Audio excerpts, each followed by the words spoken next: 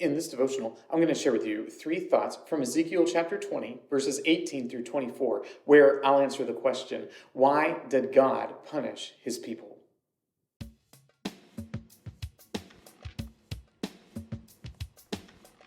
Ezekiel chapter 20, verses 18 through 24 says, "And I said to their children in the wilderness, do not walk in the statutes of your fathers, nor keep their rules, nor defile yourselves with their idols.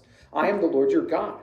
Walk in my statutes, and be careful to obey my rules, and keep my Sabbaths holy, that they may be a sign between me and you, that you may know that I am the Lord your God. But the children rebelled against me. They did not walk in my statutes, and were not careful to obey my rules, by which if a person does them, he shall live. They profaned my Sabbaths. Then I said I would pour out my wrath upon them, and spend my anger against them in the wilderness.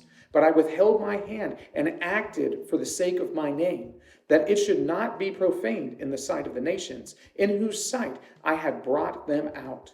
Moreover, I swore to them in the wilderness that I would scatter them among the nations and disperse them through the countries, because they had not obeyed my rules, but had rejected my statutes and profaned my Sabbaths, and their eyes were set on their fathers' idols." I think it's hard for us to really understand the destruction of the temple, the destruction of Jerusalem, and God's destruction, really, of the nation of Israel and the nation of Judah. It's hard for us to wrap our minds around that because these are the covenant people. These are the people that God promised he would be with, but these are also the people who refused to live up to the standards that God had set before them. They rejected the prophets. And because of this continual rebellion against God, ultimately, God punishes his own people because even though they are his, they did not respect him and honor him in the ways that they should have. And this is the background for Ezekiel and all of the prophetic work that he does in his ministry. With this in mind, here are 3 thoughts from Ezekiel chapter 20, verses 18 through 24. Thought number 1, law breaking. Why did God punish his people? Because they did not keep his statutes.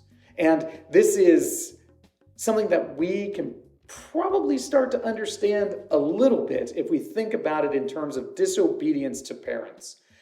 When I was a little kid, if I was disobedient to my parents, what happened?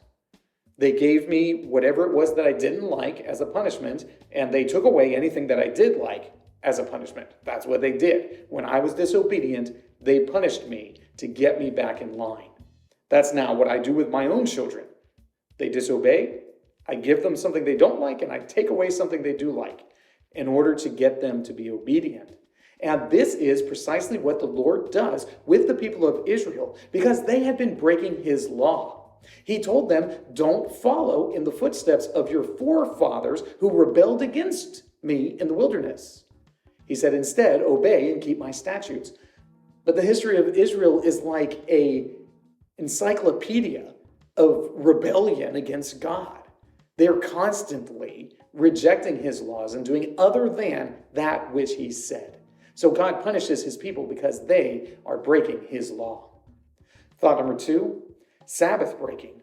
Now, Sabbath breaking, you might say, well, that's just a part of the law, and it is, but there's something special that's going on in the Sabbath. In the Sabbath, you have this special honoring and trusting of God that he is going to provide for you the things that you need for the next week. You're trusting that the Lord is going to care for you.